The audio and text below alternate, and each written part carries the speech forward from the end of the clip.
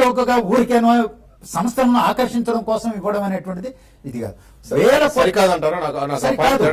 కోట్ల ఆసుపత్రులు స్కూళ్ళకి బిడ్డింగ్ విధానాన్ని స్వస్థపలికి చౌక ధరలకు భూములు కేటాయించాలి ఇన్విటేషన్ పద్ధతిలో. ఎందుకంటే ఇప్పుడు అక్కడ ఏమీ లేని పరిస్థితి. ఒకసారిగా వచ్చేవరన్నా ఓ 5 స్టార్ హోటల్ కట్టండి మీరు, మాకు కొంచెం డెవలప్మెంట్ అవుతుంది, ఇదిగో గజం ఇంత అని చెప్తే ఎవరు వస్తారు? కాబట్టి అట్లాంటి వాళ్ళని కొంత ప్రతి పథకంలో కూడా ఎంట్రీ పాయింట్ యాక్టివిటీ అని కొంత ఉంటుంది. అట్లా ఒక ప్రజలకు మౌలిక సదుపాయాలు కల్పించడానికి విద్య, వైద్యం ఇటువంటి సంస్థలను అక్కడ తీసుకురావడానికి ప్రయత్నం చేయాలి. ఎటువంటి సంస్థలవి? కార్పొరేట్ రంగం ప్రోత్సహించేటివా? వాళ్ళు మనం కార్పొరేట్ హాస్పిటల్ వచ్చినాయి, ప్రజలకు సౌకర్యాలు కల్పిస్తాము, కన్సెషన్స్ తో వైద్య సేవలు అందిస్తామని హైదరాబాద్ లో అనేక సంస్థలు తీసుకున్నాయి. ఇస్తున్నాయా? ప్రభుత్వం నుంచి భూమి తీసుకునేటప్పుడు అనేక రాయితీలు తీసుకునేటప్పుడు ఉంటాయి. పేదలకు ఉచితంగా ఇవ్వాలని ఎవరో అమలు చేయడం లేదు కదా. లాంటి వాటికి కూడా ఉంటుంది, తీసుకోవడం వరకే. అలాగే విద్యకు సంబంధించి ఇవాళ సీటు ఇవ్వాలంటే ఒక ఎలిమెంటరీ స్కూల్లోనే కాదు, ఎల్కేజీ యూకేజీలోనే లక్షలు బలుకుతా ఉన్నాయి. అలాంటి సంస్థల కోసం కాదు ఆ భూమిని సేకరించింది. వాళ్ళు డబ్బులు పెట్టి భూమిని కొనుగోలు చేయగలరు, వ్యాపారంగా మార్చేశారు దాన్ని. కానీ మౌలిక సదుపాయాలు ప్రజల కోసం నిజంగానే నిర్మించడానికి వచ్చేటువంటి సంస్థలకి, సేవాభావంతో వచ్చేటువంటి సంస్థలకి మీరు ఇవ్వాలి, ప్రోత్సహించాలి. అక్కడ డిస్క్రిమినేషన్ అక్కడ ఉంటుంది. విచక్షణతో వ్యవహరించాల్సినటువంటి బాధ్యత రాష్ట్ర ప్రభుత్వం. కొంత విచక్షణతో ఉండాలి. ఇక్కడ వ్యాపార దృక్పథంతో లాభాపేక్షతో చేసి రేపు పొద్దున వచ్చే వాళ్ళకి చౌక ధరకి ఎందుకు ఇవ్వాల్సిన అవసరం ఉంది అనేది లక్ష్మణ్ గారు అంటున్నారు. ఇప్పుడు రాజధాని భూ సేకరణకు సంబంధించి ఇంతకు ముందు ప్రభుత్వం ఏం చెప్పిందో అది ఇంతవరకు రైతులకు ఫుల్ఫిల్ చేయలేదు. ఇప్పటికి 50,000 ఎకరాలు మొత్తం కూడా రైతుల భూమి కావచ్చు, లేకపోతే ఇంకా అన్ని రకాలుగా ఇప్పటికి సేకరించారు. ఇంకా 14,000 ఎకరాలు సేకరణ అంటున్నారు. ఇంకా ఎంతకపోతుందో కూడా తెలియదు. వరల్డ్ బ్యాంక్ కు 10 లక్షల భూ బ్యాంక్ ఏర్పాటు చేస్తామని కూడా స్టార్టింగ్ లో చెప్పినట్టు ఉన్నారు. మరి ఇవాళ అంటే రైతులకి మొత్తం ప్లాట్లు ఇస్తామనేది దానికి టైం పీరియడ్ పెట్టలేదు. ఇప్పటికి కూడా ఆ గ్రామాల రైతులకి భూములు ఇవ్వలేదు. అదే పేపర్లు ఇచ్చారు, అంతే కాగితాలు ఇచ్చారు. దానికి సంబంధించి భూమి ఎక్కడనేది ఇంతవరకు వాళ్ళు చూపించలేదు. అదే విధంగా వన్ టైం రుణమాఫీ అన్నారు ఆ గ్రామాల రైతులకి, అది జరగలేదు. ఇంటికి ఒక ఉద్యోగం అన్నారు, అది జరగలేదు. అదేవిధంగా కౌలు ఇస్తామన్నారు, అది కూడా జరగలేదు. కాబట్టి భూములు ఇచ్చినటువంటి రైతులకి ఏ ప్రయోజనమూ ఇంతవరకు జరగకుండా మళ్ళీ కొత్తగా గ్రామాలకు సంబంధించినటువంటి భూసేకరణ చేస్తామనేటటువంటి పరిస్థితి ఉంది. ఇందాక లక్ష్మీనారాయణ గారు చెప్పినట్టుగా రైతుల నుంచి భూమి తీసుకుని ఎవరికి ఇస్తున్నారనేటటువంటి కూడా చూడాలి. ఇవాళ ప్రతి కేబినెట్ మీటింగ్ లో కూడా జరుగుతున్నది ఏంటంటే, ప్రతి కేబినెట్ మీటింగ్ భూములకు సంబంధించినటువంటి దారాదత్తం చేయడం. ఫలానా దానికి 350 ఎకరాలు, ఫలానా దానికి 400 ఎకరాలు. ప్రతి కేబినెట్ డెసిషన్ ఇంతవరకు భూముల కేటాయింపు లేకుండా, 2-3 భూముల కేటాయింపు లేకుండా కేబినెట్ డెసిషన్ మీటింగ్ జరిగింది లేదు. ఇప్పుడు ప్రజల సమస్యల మీద, రాష్ట్ర సమస్యల మీద కంటే కూడా భూముల కేటాయింపుల మీదే రాష్ట్ర మంత్రివర్గ సమావేశాలు ఎక్కువ దృష్టి పెడుతున్నాయి. ఇవాళ మీరు కార్పొరేట్ ఆసుపత్రులు లేకపోతే ఇవన్నీ మౌలిక సదుపాయాలు కల్పించడం అనే దాని మీద వ్యతిరేకం కాదు. కానీ ఇవాళ రైతుల దగ్గర నుంచి తీసుకున్నటువంటి భూమిని దీని పేరు మీద కారు చౌకగా కట్టబెట్టడం అనేటటువంటిది ఒకటి. ఇవాళ ఎందుకు రావడం లేదు, బిడ్డింగ్ కి ఎందుకు రావడం లేదు? ముఖ్యమంత్రి గారు ఆవేదన చెందినట్లుగానే హాస్పిటల్ కావచ్చు, లేకపోతే ఇంకొక ఇండస్ట్రీస్ సంబంధించి కావచ్చు, రావడం లేదు అనేటటువంటి దానికి కారణం ఏంటి? ఇవాళ మీ ఫెయిల్యూర్ కాదా? రాజధానికి సంబంధించి ఇప్పుడు ప్రస్తుతం అక్కడ ఏ డెవలప్మెంట్ లేదు. ఉదాహరణకి ఎకరం ఒక 4 కోట్లు 5 కోట్లు పెట్టి కొనుక్కోమంటే అంత అమౌంట్ పెట్టి కొనుక్కొని మనకు అక్కడ రేపు పొద్దున ఇబ్బంది వస్తుంది అనుకున్నప్పుడు అక్కడ డెవలప్మెంట్ జరగాలని కోరుకుంటాం. కాబట్టి ఒక కార్పొరేట్ ఆసుపత్రి లేదా ఒక పెద్ద ఇష్యూ ఏదైనా జరిగితే ఎక్కడికో పరిగెత్తాల్సిన పరిస్థితి వస్తా ఉంది ఆంధ్ర ప్రాంత ప్రజలు. కాబట్టి ఇక్కడే ఉండాలని కోరుకున్నప్పుడు వాళ్ళకి ఇప్పుడు ఎందుకు హైదరాబాద్ లాంటి ప్రాంతాల్లో ఇస్తున్నారు కదా చాలా ప్రైవేట్ ఆసుపత్రులకి తక్కువ ధరకి, లేకపోతే ఏదో కొంత రైతుల మీద ఇస్తారండి. ఇవ్వడం గురించి కాదు నేను అంటున్నది. ఏంటంటే లాభసాటి అనుకున్నప్పుడు పరిగెత్తుకుని వస్తారు ఎవరైనా కానీ. ఇవాళ లాభసాటి అనేటటువంటి వ్యవహారం ఎందుకు కనబడపోతుంది? ప్రత్యేక హోదా లేదు, విభజన చట్టంలో హామీలు లేవు. అసలు ఏపీ ఎప్పుడు డెవలప్ అవుతుంది అనేటటువంటి, రాజధాని ప్రాంతం ఎప్పుడు డెవలప్ అవుతుంది అనేది పెద్ద క్వశ్చన్ మార్కు. ఇవాళ అక్కడ భూములు కొన్నటువంటి వాళ్ళకి పెద్ద క్వశ్చన్ మార్కు, ఇచ్చినటువంటి రైతులకి అంతా కూడా ఒక అయోమయం పరిస్థితి ఏర్పడింది. ఇవాళ ధార్మిక సంస్థలు కూడా లాభసాటిగా చూసేటటువంటి పరిస్థితి ఏర్పడినప్పుడు ఎవరు వస్తారు ముందుకి? ఇప్పుడు జగ్గివాసదారు లాంటి వాళ్ళు ఒక లాభమో నష్టమో పెట్టాలనేది అనుకోవాలి. కానీ అది కూడా లాభసాట అనుకుంటారు, వాళ్ళకి కూడా కారు చౌకగా ఇవ్వాలి అనేటటువంటి పరిస్థితి వచ్చినప్పుడు ఎవరు వస్తారు ముందుకి? కార్పొరేట్ హాస్పిటల్ వస్తాయా? రావు కదా. ఇట్లాంటి ఒక వాతావరణాన్ని మనం క్రియేట్ చేయలేకపోయాం అనేటటువంటి ఫెయిల్యూర్ గా ప్రభుత్వం ఒప్పుకోవాల్సినటువంటి అవసరం ఉంది. కారు చౌకగా ఇవ్వడం అంటే ఇది మీదేం ప్రభుత్వ భూమి కాదు. ఇవాళ రైతుల దగ్గర నుంచి కొంటున్నారు, పంట భూములు మెయిన్ గా పంట భూములు అనేటటువంటి ఒక రకంగా ఆ రకంగా పాడవుతున్నాయి. మరి పైగా ప్రజాధనానికి సంబంధించినటువంటిది ఇవాళ వాళ్ళకి దారాదత్తం చేస్తున్నారు. ఈ రెండు అభ్యంతరాలు ఉన్నాయనేటటువంటి రాజధానికి సంబంధించి ఒక చీకట్లో ఉంది ఇప్పటికీ కూడా. శ్రీనివాస్ గారు, ఎందుకంటే డెవలప్మెంట్ జరగాలి అంటే కొన్ని విషయాల్లో కొన్ని నిర్ణయాలు తీసుకోక తప్పదు అనేది స్పష్టంగా విద్యా సంస్థలు కానీ వైద్య సంస్థలు కానీ ఆహ్వానించడానికి తక్కువ ధరలకే ఇవ్వాల్సిన అవసరం ఉంటుందని భావిస్తున్నానండి. ఎక్కడన్నా సరే ప్రపంచంలో ఎక్కడన్నా సరే, అంటే ఎక్సెప్ట్ ఇన్ సమ్ కంట్రీ, మిగతా కంట్రీస్ తప్పితే అది కార్పొరేట్ సంస్థ అయినా ఇంకొక సంస్థ అయినా ఉండాలి, కానీ నిబంధనలు మాత్రం ఖచ్చితంగా పెట్టాలి. ఈ నిబంధన హైదరాబాద్ లో వాళ్ళు పాటించకపోవటం మనం చూస్తా ఉన్నాం. కానీ ఢిల్లీలో కేజ్రీవాల్ గారు 600 కోట్ల రూపాయలు పెనాల్టీ వేస్తానని చెప్పి మొత్తం ఇంద్రప్రస్థ హాస్పిటల్తో సహా మొత్తం హాస్పిటల్ లిస్ట్ అక్కడ పెట్టించి సామాన్యులకి బడి వర్గాలకు ఏ విధంగా న్యాయం చేయాలని చూపించారు. అక్కడ అది చేయించాలి. ఒక రూలు ఇక్కడైతే జరగలేదు, ఉమ్మడి రాష్ట్రంలో జరగలేదు, ఇప్పుడు జరగాలన్నారు. దాంట్లో ఖచ్చితంగా ఒక ప్రభుత్వం నుంచి లబ్ధి పొందినవి ఇక్కడ హైదరాబాద్ లో ఉన్న కార్పొరేట్ ఆసుపత్రుల్లో దాదాపుగా 90% ఆసుపత్రులు తక్కువ ధరకో లేకపోతే నామినల్ ప్రైస్ కో లేకపోతే చూపిస్తున్నారు. ఇప్పుడు ఏంటంటే కొంత ఇచ్చినట్టు చూపిస్తారు. కొత్తగా వచ్చిన తర్వాత ఆర్టీ యాక్ట్ వచ్చిన తర్వాత ఏం చేస్తున్నారు అనేది కొంచెం చూపిస్తా ఉన్నారు. నేను అనేది అక్కడ ఖచ్చితంగా అక్కడ గబుక్కుని ఎవరు అక్కడ జనావాసం లేదండి, అక్కడ రావాల్సిన అవసరం ఉంది ఖచ్చితంగా వాళ్ళకి. కానీ కార్పొరేట్ మిగతా కార్పొరేట్ సంస్థలు కూడా దుర్మార్గం. ఎందుకంటే సింగపూర్ సంస్థ తీసుకొచ్చి 2300 కోట్లు ఇన్ఫ్రాస్ట్రక్చర్ ఏమి పెడతారని చెప్పి మొత్తం 5000 కోట్లు ఉంది. వాళ్ళు 332 కోట్లు ఇన్వెస్ట్మెంట్ పెడతారంట. ఆ 3 సబ్జెక్టు కరెక్షన్ 2500 నుంచి 5000 కోట్లు రాష్ట్ర ప్రభుత్వం పెడుతుందంట.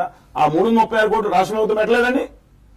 ఇంకా ఇన్ఫ్రాస్ట్రక్చర్ కావాలంటే సదుపాయాలు ఇందాక చెప్పినట్టు హోదా కానీ మిగతా రాయితీలు కానీ తీసుకొచ్చి మిగతా తెప్పించుకోవాలి. అంతే తప్ప 3000 కోట్లు 5000 కోట్లు రాష్ట్ర ప్రభుత్వం ఇన్ఫ్రాస్ట్రక్చర్ ఇచ్చి ఒక్క 332 కోట్లు పెడుతుందని సింగపూర్ ప్రభుత్వాన్ని కూడా అలాంటివి అడ్డుకోవాలి.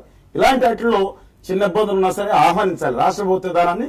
ఇలాంటి వాటిలో ప్రతి దాంట్లో మనం పెట్టేసి దాన్ని విమర్శించడానికే మన జీవితం ఉన్నట్టు చేసుకోకూడదండి. కానీ రెండు వేరువేరుగా చూడాలి. కానీ రావట్లేదు కాబట్టి ఆహ్వానించడాన్ని శ్రీనివాస్ గారు అయితే ఆహ్వానిస్తున్నారు. సరే, ప్రజా రాజధాని అంటున్నాం. ప్రజలు ఇవాళ ఎవరైనా సరే అక్కడికి వెళ్ళి ఉద్యోగులు వెళ్ళారు, ఉద్యోగులు ఎవరైనా ఒక 100 గజాలు 200 గజాల్లో ఎందుకంటే స్థిర నివాసం ఉండాలి కదా అక్కడ. అటువంటి అవకాశాలు ఇంతవరకు కనిపించట్లేదు. ఇచ్చే ఉద్దేశం ప్రభుత్వానికి ఉందో లేదో తెలియదు. బట్ ఇప్పుడు కార్పొరేట్ ఆసుపత్రికి, స్కూల్స్ కి వీటన్నిటికి కూడా మేము చౌకగా భూములు ఇస్తా ఉంటాం. ఎంతవరకు కరెక్ట్ అనేది? ఇప్పుడు ఫస్ట్ ఒక క్లారిఫికేషన్ ఏంటంటే, ఇందాక 2 times నేను విన్నాను డబ్బు ఇచ్చి భూములు తీసుకున్నట్టు, భూసేకరణ ఇట్లాంటి పదాలు విన్నాను. కాదు, జరిగింది భూ సమీకరణ. అది క్లారిటీ కాదు, ఇక్కడ డిస్కషన్ ఇప్పుడు వచ్చింది కాబట్టి నేను చెప్తున్నాను. భూ సమీకరణ జరిగింది. అక్కడ రైతుల నమ్మకంతో ఆశీర్వదించి ఇచ్చినటువంటి భూములు అయ్యి, దానికి సంబంధించినటువంటి స్పష్టత ఇందాక చెప్పినట్టు ఎట్ ఏ టైం రుణమాఫీ అక్కడ అయ్యింది, 100% అయ్యింది. రెండోది, కౌలుకి సంబంధించి ఇంతకు ముందు ఏ ప్రభుత్వం కూడా ఎవరు కూడా ఇయ్యనటువంటి విధంగా ఇన్ టైంలో ఇవ్వటం జరిగింది. రైతు కూలీలకి చెప్పినటువంటి ఏదైతే నిబంధనల ప్రకారం చెప్పిన అంశాలతో సహా ఫుల్ఫిల్ చేయటం జరిగింది. ఇది వాస్తవము.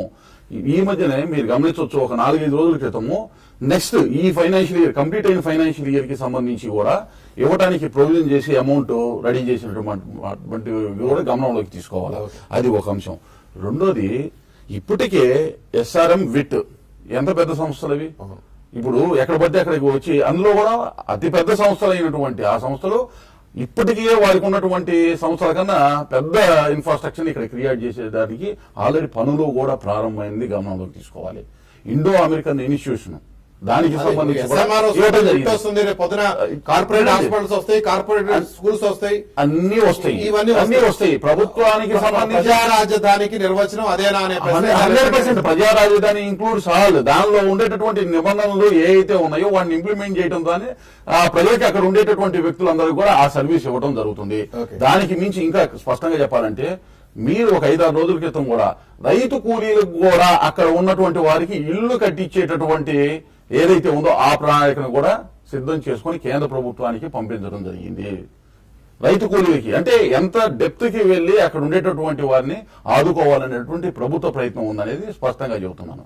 ఇప్పుడు కారు చౌకగా అంటే మొత్తం 33,000 ఎకరాలు ఆ ప్రైస్ కి ఇవ్వరండి. ముందు అట్రాక్టివ్ గా కొంతమందిని మనం మన వైపు నుంచి ఆకర్షించుకోవడానికి చేసేటటువంటి ఒక ప్రయత్నం మాత్రమే.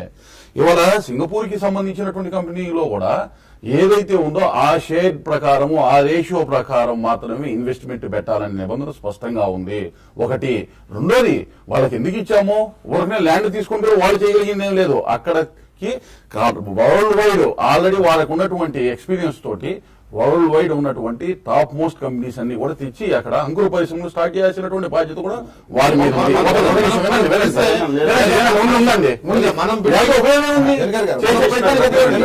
బిడ్డలు పిలిస్తే రానటువంటి మన కార్పొరేట్ సంస్థలు వాళ్ళు రేపు పొద్దున అందరూ కూడా అట్లా వచ్చేస్తారా? ఇక్కడ ఒకటండి, ఒక్కొక్క సంస్థలకి ఒక్కొక్క పరిధి ఉంటుంది. వాళ్ళు చేసేటటువంటి ప్రీవియస్ ఎక్స్పీరియన్స్ కానీ లేకపోతే గతంలో వాళ్ళు ఇప్పుడు జిఎంఆర్ ఉందండి, ఆంధ్రప్రదేశ్ లో నుంచి పుట్టినటువంటి ఒకటి ప్రపంచాన్ని మొత్తం వెళ్ళగలుగుతున్నారు. అంత మాత్రాన ప్రతి ఒక్క అంశంలో మనమే అన్ని ప్రపంచం మొత్తం మన ఉనికిని చాటుకోలేం కదా. ఉన్నటువంటి వాళ్ళని ఇప్పుడు వాళ్ళ రాజ్యాంగాన్ని తయారు చేసుకోవాలన్నా కానీ వివిధ దేశాల్లో ఉన్నటువంటి మంచిని తీసుకొని చేసుకున్నాము.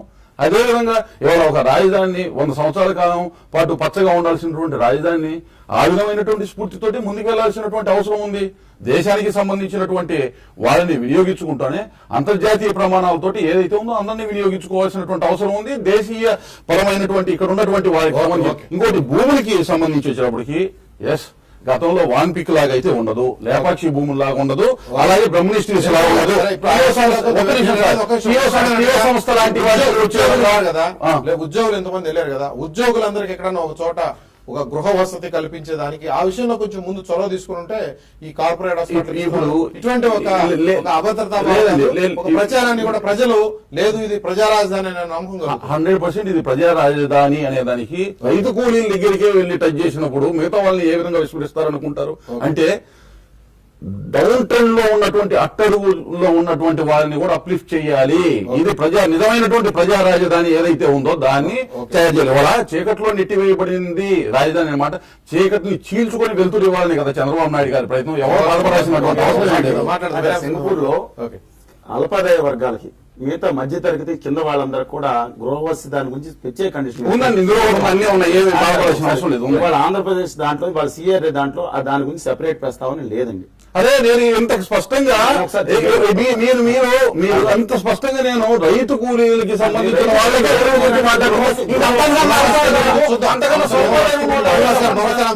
చిన్న బ్రేక్ తీసుకుందాం. బ్రేక్ తర్వాత చర్చ కొనసాగుతుంది.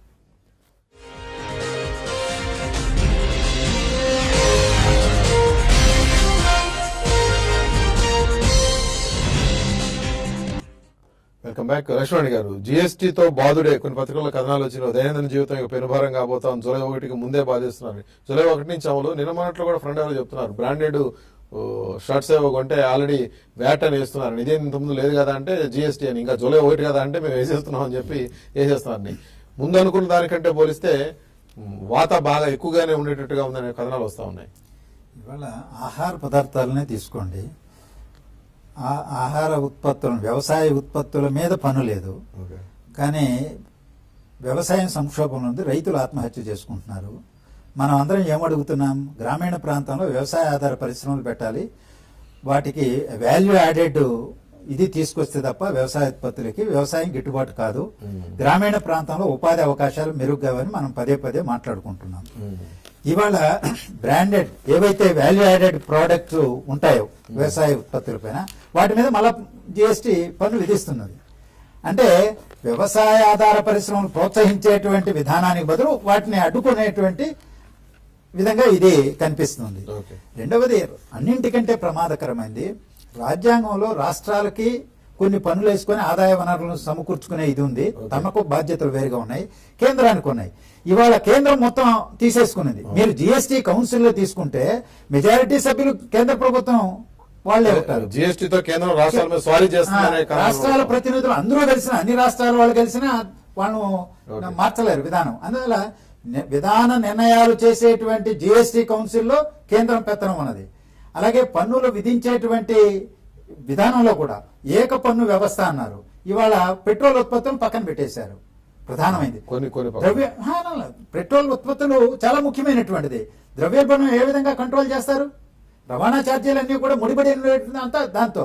అందువల్ల దాన్ని ఎప్పుడు తెస్తారు జిఎస్టీ పరిధిలోకి? ఇవాళ రాష్ట్రాలకు సంబంధించినటువంటి హక్కుల సమస్యలు ఇక్కడ ఉన్నాయి, ధరలకు సంబంధించినటువంటివి ఉన్నాయి, వ్యవసాయ రంగానికి సంబంధించినది, వినియోగదారుల పైన భారం పడుతుందా లేదా, ఎంత భారం పడుతుంది? జూలై 1 నుంచి మనం ఆ బాధల్ని అనుభవించాలా? మాటే ప్రతిదానికి చెస్, రాష్ట్రాలకు నష్టం జరుగుతుందంటే దాన్ని భర్తీ చేయడానికి చెస్. అసలు సెస్ల విధానాన్ని రద్దు చేస్తామని చెప్పి జిఎస్టీ ద్వారా మళ్ళీ సెస్ ఏంటి? జిఎస్టీకి సెస్సులు ఉంటాయి. ఒక 3 హోటల్కి అయితే 3 రకాల సెస్సులు ఉంటాయి.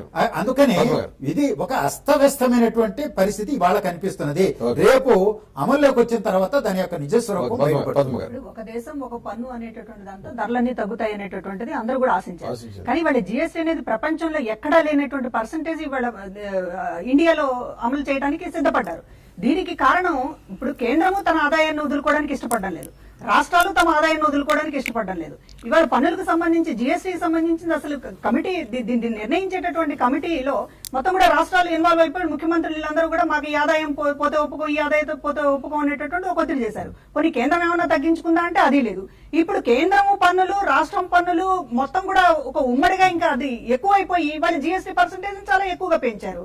పెంచిన తర్వాత ఇవాళ చివరికి జిఎస్టీ అనేది ఎందుకు కోరుకున్నామా అనేటటువంటి పరిస్థితికి దేశాన్ని తీసుకొస్తున్నారు, భయపడుతున్నారు జూలై 1 నుంచి అనేటటువంటిది. కనుక ఇవాళ ఒకటి నిర్ణయం సరిగా జరగలేదు. జిఎస్టీ సంబంధించినటువంటి ఎంత ఉండాలి అనేటటువంటి నిర్ణయంలో చాలా సమావేశాలు జరిగినాయి, చాలా మీటింగ్లు జరిగినాయి, అభ్యంతరాలు వచ్చినాయి. చివరికి ఒక అంగీకారం ఇది ఫిక్స్ అని చెప్పేసి. అభ్యంతరాలంటే ఇదే, రాష్ట్రాలు ఆదాయం కోల్పోవడానికి ఇష్టపడలేదు. వాళ్ళ ఆదాయం గురించే గానీ మొత్తం మీద పన్ను తగ్గిద్దామనే ఆలోచనలోకి ప్రజలకి పన్ను తగ్గించాలనేటటువంటి దానికంటే కూడా మా ఆదాయం కోల్పోవడానికి అటు కేంద్రం ఒప్పుకోవాలి, ఇటు రాష్ట్రం ఒప్పుకోవాలి, ఇద్దరు కలిసి ఇప్పుడు బాధేటటువంటి పనులు. ఓకే ఓకే శ్రీనివాస్ గారు ఏమనుకుంటున్నారు? బాధుడేనా లేదంటే దీని ద్వారా దేశం పురోభివృద్ధికి జిఎస్టీ ఉపయోగపడే అవకాశం?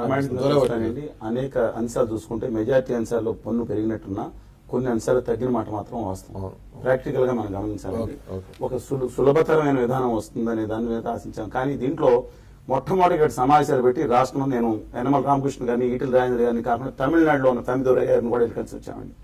దుర్మార్గం జరుగుతుంది. రాష్ట్రాల అధికారిని నాశనం చేసేస్తున్నారు. అంబేద్కర్ ఇచ్చిన రాష్ట్రాలకు ఇచ్చిన అధికారం నాశనం చేసి భిక్షాపాత్ర ఇవాళ కేంద్రం ముందు పెట్టాల్సి దారుణమైన పరిస్థితి ఉందంటే ఇవాళ కేంద్ర ప్రభుత్వం చేస్తా ఉంది. ఒక నూలు గురించి చెప్తాను. చిలక నూలుకి 5% వేయటం, మనం చేనేతతో తయారు చేసిన దుస్తుల మీద 12% వేయటం, అదే కాకుండా డ్వాక్రా ఉత్పత్తులకు చాలా దేశంలోనే మొట్టమొదటి ఆంధ్రప్రదేశ్ ముందు వచ్చినప్పుడు బ్రాండింగ్ చేసాం. బ్రాండింగ్ చేయాలి డ్వాక్రా అని. మామూలు డ్వాక్రా వాళ్ళు తయారు చేసుకుంటే లేదు, బ్రాండింగ్ చేసాం అనుకోండి. ఏమన్నా ఇప్పుడు వారు చెప్పినట్టు మిగతా ఆహార బ్రాండింగ్ దాని మీద ఉందంటే బ్రాండింగ్ కూడా వద్దా? అది వాళ్ళకి ఇద్దామా? ఇది దుర్మార్గం. అది మాత్రం దుర్మార్గమైన విధానాన్ని వ్యతిరేకిద్దాం. రెండోది, రాష్ట్రాలకు వచ్చే దాంట్లో మొదటి సంవత్సరమే 100% ఇస్తుంది వచ్చే లాస్ లో. రెండో సంవత్సరం 75% ఇస్తుంది. 5 సంవత్సరం 0. అంటే రాష్ట్రాలకు లాస్ పెట్టుకోవాల్సిన అవసరం కేంద్రం చూపిస్తా ఉంది. ఖచ్చితంగా అది ఏకపన్ను విధానాన్ని నడుచుద్దాం. కానీ ఖచ్చితంగా ₹1 రాష్ట్రాలకు కావాల్సింది అదే రోజు జమ అవ్వాలి. ఒక సంవత్సరం కోల్పోయి, ఒక నెల కోల్పోయి కేంద్రం దగ్గర పెట్టి రెండవ నెల నుంచి వచ్చి దుర్మార్గ విధానం ఖండిద్దాం. రాష్ట్రాలను ఏకమాలి. ఈ దుర్మార్గం కేంద్రం వచ్చిన తర్వాత చేసే దుర్మార్గమైన విధానాన్ని వాళ్ళు చేతిలో పెట్టుకుని రాష్ట్రాలను నాశనం చేసే విధానాన్ని, ఫెడరల్ స్ఫూర్తిని ధ్వంసం చేసే రాష్ట్రాలు పిండేయచ్చా జనం దగ్గర పన్నులు? కానీ రాష్ట్రాలకు ఏకపన్ను, నేనేమనండి ఏకపన్ను విధానం పెద్దాం. ఎక్కువ ఎవరు పిండుతున్నారనేది ఇప్పుడు బాధపడాలి. ఒక పెట్రోల్ విషయం తప్పితే రాష్ట్రం మన పూర్వం బడ్జెట్ రాగానే అందరూ బడ్జెట్ కోసం పేపర్ చూసేవాడు. వాళ్ళు రాష్ట్ర ప్రభుత్వాలు అంత ఘోరంగా లేవు. నేను గత 20 సంవత్సరాల నుంచి గమనిస్తాను. లేదండి, మన కేంద్ర ప్రభుత్వం బడ్జెట్ రాష్ట్రాల్లో అసలు పన్నులు అనేది లేదు. అంటే గమనించండి. సెంట్రల్ లోనే కదా గవర్నమెంట్. ఎటువంటి పరిణామాలు రాబోతున్నాయి? రాష్ట్రాలకి ఒక దీర్ఘకాలంలో చాలా అభివృద్ధి జరుగుతున్నటువంటి వాదంతో దీన్ని అందరూ కూడా యాక్సెప్ట్ చేశారు. ఒకటి వాస్తవం అండి, జిఎస్టీ విధానం అనేది ఏకపన్ను విధానము ప్రపంచవ్యాప్తంగా ప్రాచుర్యం పొందింది. 15-20 సంవత్సరాల నుంచి భారతదేశంలో కూడా ఇంప్లిమెంట్ చేయాలనుకున్నాం. దానికి రకరకాల దఫాలుగా అనేక చర్చలు అయిన తర్వాత ఇప్పుడు ఒక ఫైనల్ షేప్ కి వచ్చినటువంటి పరిస్థితి. అయితే జిఎస్టీ విధానంలో లోపం లేదండి. ఈ ట్యాక్స్ స్ట్రక్చర్స్ ఏవైతే ఉన్నాయో, అందులో ఉన్నటువంటి నిబంధనలు ఏవైతే ఉన్నాయో దానితో వస్తున్నటువంటి ఇబ్బంది ఇది. ముఖ్యంగా చూసుకోండి, ఇది దేశం మొత్తం కూడా వార్షిక అమ్మకాలు ఇది వీరికి 1.5 కోటి పైన ఉన్నటువంటి స్మాల్ స్కేల్ ఇండస్ట్రీస్ కి 1.5 కోటి పైన ఉంటే సెంట్రల్ ఎక్సైజ్ డ్యూటీ అప్లై అయ్యేది. ఇప్పుడు ఏం చేశారు, జిఎస్టీ దగ్గరికి వచ్చేటప్పటికి ఏకపన్ను విధానం, ఎక్సైజ్ డ్యూటీ, వ్యాట్ అన్ని మిక్స్ అయిపోయిన క్రమంలో ఇప్పుడు ఆ 1.5 కోటి 10-15 సంవత్సరాల క్రితం ఉన్నటువంటి లిమిట్ 3 కోట్లు 4 కోట్లు చేస్తారనుకుంటే తీసుకొచ్చి 75 లక్షలకు చేశారు. అంటే చిన్న మధ్య పరిశ్రమలు ఏవైతే ఉన్నాయో 75 లక్షల లోపల టర్నోవర్ ఉన్నటికి ఏదైతే మాక్సిమం రేట్ ఆఫ్ ట్యాక్స్ పరిధిలోకి వెళ్ళిపోతున్నాయి. అంటే చిన్న పరిశ్రమలు బతకేటటువంటి పరిస్థితి లేదు, ఇబ్బంది వస్తా ఉంది. ఇది ఆంధ్రప్రదేశ్ నుంచి మనం రిప్రజెంట్ చేయడం కూడా జరిగింది ఇది. అలాగే ఇందాక శ్రీనివాస్ గారు చెప్పినట్టు ఎంత దుర్మార్గం అంటే చేనేతకి సంబంధించి ఇన్పుట్ వాళ్ళు వాడుకునేటటువంటి ఇన్పుట్ ఐటమ్స్ మీద, కలర్స్ మీద కానీ, నూలు మీద కానీ 5% ట్యాక్స్ వేయటం. ఆల్రెడీ కోనటువంటి ఇక్కడ బీడీకి సంబంధించి కూడా తెలంగాణలో ఆ అంశం కూడా అది కూడా జరుగుతాం. ఇప్పుడు బీడీలు, సిగరెట్లు అంటే ఇంకో చెప్తాను. చేనేత పరిశ్రమకి సంబంధించి 5% ఏదైతే ఉందో ఆ జిఎస్టీ అనేది రా మెటీరియల్ మీద చాలా దుర్మార్గం. దాంతో పాటు గ్రానైట్ అసలు కోలుకునే పరిస్థితే లేదండి. తీసుకెళ్లి ఏం చేశారంటే 28% అండి. ఇదివరకు ఇప్పుడు most of the granite units మీరు చూసుకున్నట్టు ఇక్కడ ఇప్పుడు చర్చల్లో రాష్ట్రాలు జరపడం సంక్షోభంలో ఉన్నటువంటి రంగాలు ఏదో చూసి ఆ సంక్షోభంలో ఉన్న రంగాల విషయంలో కొంచెము జాగ్రత్త వహిద్దామనే ఆలోచనకి చేయలేకపోవడం. ఇప్పుడు ఈ సంక్షోభంలో ఉన్నాయని నేను చెప్పేది కూడా, అందుకే సంస్థలు కూడా సంక్షోభంలో కేవలము విధించే క్రమంలో సంక్షోభంలో ఉన్న రంగాల విషయంలో జాగ్రత్తలు తీసుకుందామనే ఒక ధోరణి రాలేదు కదా. ఇప్పుడు ఈ విధంగా జరుగుతుంది. ఇప్పుడు మోస్ట్ ఆఫ్ ది గ్రానైట్ మీరు చూసుకోండి, 95% యూనిట్స్ స్మాల్ స్కేల్ ఇండస్ట్రీసే ఉన్నాయి. మీరు చూసుంటారు ప్రకాశం జిల్లాలో మాటూరు ప్రాంతం కావచ్చు, చీమకుర్తి ప్రాంతం కావచ్చు, అలాగే గుంటూరు జిల్లాలో పార్ట్ ఆఫ్ ది కావచ్చు, చిత్తూరు జిల్లా కావచ్చు, శ్రీకాకుళం కావచ్చు, విజయనగరం కావచ్చు, అన్ని చోట్ల మీరు చూడొచ్చు. ₹1 కోటి, ₹2 కోట్ల టన్ను లోపు ఉండేటటువంటి వాళ్లే ఉన్నారు. ఇటువంటి వాళ్ళ మీద 28% ఏదైతే ట్యాక్స్ వేస్తున్నారో లక్షల మంది వాళ్ళు బయటికి ఉపాధి కోల్పోయేటటువంటి పరిస్థితి. ఎందుకంటే ఒక్కొక్క పరిశ్రమను మీరు చూస్తే 50 మంది యావరేజ్ పనిచేసేటటువంటి పరిశ్రమ, 24 గంటలు పనిచేసేటటువంటి పరిశ్రమ, అది ఎఫెక్ట్ అవుతా ఉంది. అలాగే తిరుపతి దేవస్థానం వ్యాట్ ఇదివరకు ఎగ్జామ్షన్ ఇచ్చుకునేటటువంటి వాళ్ళం ఇవాళ దాదాపు 75 కోట్ల రూపాయల వరకు ఈ జిఎస్టీ వల్ల ఆ గుడి మీద కూడా అదనపు భారం పడేటటువంటి పరిస్థితి. ఇప్పుడు సరే మన తిరుపతి గురించి మాట్లాడితే దేశంలో ఉన్న మిగతా ధార్మిక సంస్థలు కూడా ఇవ్వాలంటే ఆయా రాష్ట్రాల్లో అప్పటికే వ్యాట్ ఎగ్జామ్షన్ ఇస్తే మీరు పరిశీలించవచ్చు. ఇక్కడ ఈ విధంగా ఒక్కొక్క అంశంలోకి వెళ్ళినప్పుడు రాష్ట్రానికి సంబంధించి, ముఖ్యంగా మన రాష్ట్రానికి సంబంధించి పోలవరం లాంటి ప్రాజెక్ట్ ఉంది, రేపు సిమెంట్ ఐరన్ కి సంబంధించినటువంటి దానిలో కూడా కాస్ట్ పెరిగేటటువంటి అవకాశం ఉంది. దాన్ని మనం అడిగాము. ఇక్కడ కూడా మిషన్ భగీరథ ప్రాజెక్టులు ఇప్పుడు ఇటువంటి ప్రజలకి ఉపయోగపడేటటువంటి ప్రాజెక్టులు, ధార్మిక సంస్థలు, అలాగే ప్రజలు లక్షలాది ఆధారపడే జూలై 1 నుంచి వచ్చిన తర్వాత సంక్షోభంలో ఉన్నటువంటి కొన్ని రంగాలు మరింత సంక్షోభానికి వెళ్లే అవకాశం ఉంది. ఇలాగే కనుక కంటిన్యూ చేస్తే స్మాల్ స్కేల్ ఇండస్ట్రీస్ కి ఇబ్బంది ఉంది. గ్రానైట్ కాబట్టి కనీసం ఆ రంగాల్లో రాష్ట్రాలు ఏమన్నా వాటికి కొద్దిగా చేయుతుని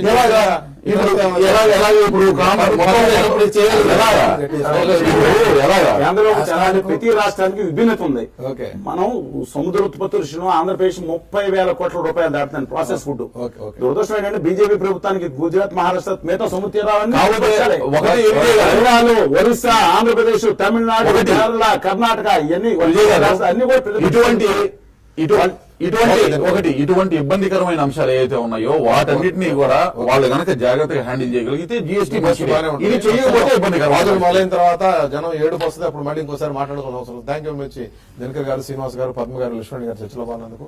ఇది ఈ రోజు న్యూస్ క్యాన్. రేపు న్యూస్ క్యాన్ లో మళ్ళీ కలుద్దాం.